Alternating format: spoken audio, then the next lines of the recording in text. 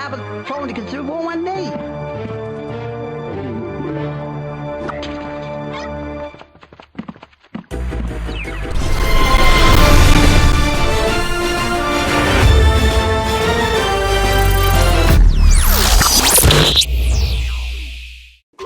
The story for Rayman 2 is, well, it's surrealistic, world filled with a variety of cartoon-like characters. So, I mean, overall, the plot is largely and adheres to a standard stop the evil overlord from enslaving the world.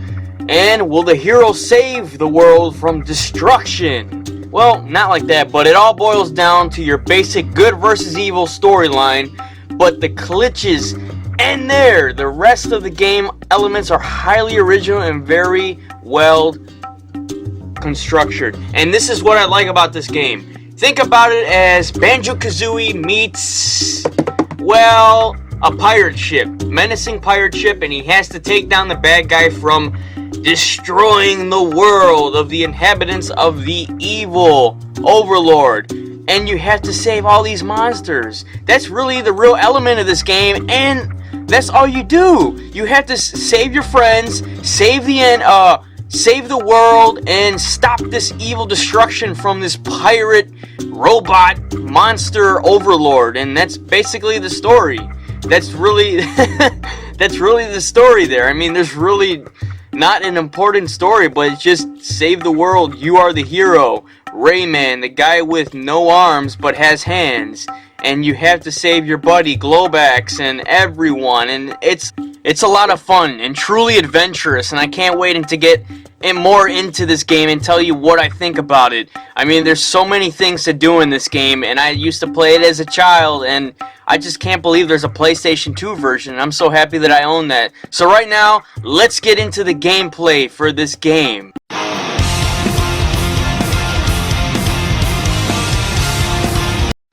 To say I don't love the gameplay for this game would be a total lie. I really do. This gameplay plays as good as it looks. Rayman himself responds perfectly to the analog stick, and it doesn't take very long before controlling him becomes a second nature. I mean, leaving you to focus your attention on the graphics and infinity interesting environments would be a lie. The adventure mostly plays like a force path 3D platform game, and I mean that by many standards. At each stage, you'll follow a set path from start to finish. However, some paths will lead you back to an earlier section, and many stages do have alternate routes, which can be kind of confusing at times, but they also lead to new areas. Ubisoft designers need to be commended for going that extra mile to eliminate much of the potential frustration in the gameplay. Without going into too much detail and running any surprises, I'll just say that the levels are designed in such ways so that particularly difficult tasks don't require you to start from the beginning every time you make a minor mistake. And that's one thing I really like. There's also no shortage of highly inventive levels here. I mean, 1 minute you'll be riding two-legged rockets, and the next flying through the air with explosive barrels. I mean, and then shooting orbs out of your hands. Game dynamics keep changing, so gameplay remains fresh even after you're done playing for countless hours, and that's something I really enjoyed that not many other games did. Throughout each level, you'll be searching for 50 lums while trying to free some of the natives who have been locked in cages by the nasty pirate army. Although not necessary, collecting all 50 looms in a stage will unlock a bonus area. Well, you'll control a special character and battle for extra power-ups. So you'll get extra power-ups for battling a special character. Rayman will slowly gain more and more abilities as the game progresses, which is really cool to see him evolve. But in addition to being able to throw energy balls at his enemies, there's also a really cool swinging feature that conjures up fond memories of playing Bionic Commando if you're a fan of the NES. The enemy attacking system takes a page from the Book of Zelda and uses the Z button to lock onto baddies, which is really cool. While you strike back and forward to avoid their fire, but unfortunately there isn't as much variety with the enemies as there with the gameplay. But in fact, there are only few different types of pirates and they'll all have pretty much the same appearance. They'll get boring sometimes, but with robotic baddies and the cool looking, who needs variety? I mean, come on.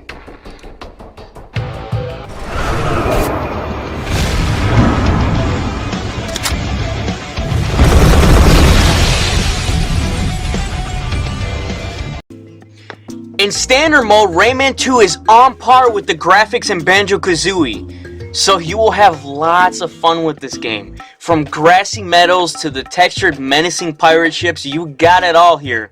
Everything is brilliantly textured and has very complete and polished look, which is fantastic. Put the game in high-res mode and even wowzers, you've got what is probably the best looking N64 game ever, next to Zelda. The world visually stunning comes to mind. The environments are so lush, and that you'll find yourself quickly getting immersed into Rayman's world, and that's something that a lot of games do for the N64. Finally, somebody other than Rare has figured out how to create vast landscapes without any sign of fogging. This is freaking awesome. The overall look is cartoonish and creates an excellent fantasy adventure type of atmosphere, and that's what I really like about this game. The stages are all laid out in linear order and are accessible with the mystical Hall of Doors that you see in this gameplay. This main area features a large fissure that opens up into outer space, and it's like, wow. Inside this space are several swirling warp portals that you'll have to jump through, that Rayman must jump into in order to reach an other specific level, and that's what I really like. You'd have to jump into these in order to progress through the game. The ambience of mystery and wonder created by each stage in the adventure is absolutely incredible.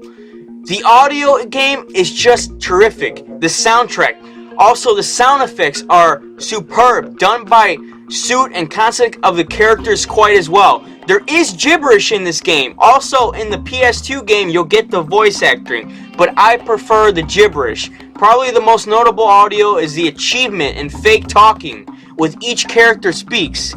It's just gibberish, kind of like Banjo-Kazooie fake talk. The pirates sound cool with their mechanized rants. Also, the tunes are good, but they're not spectacular. That's not to say about the sound samples and music production. I still give it credit for that.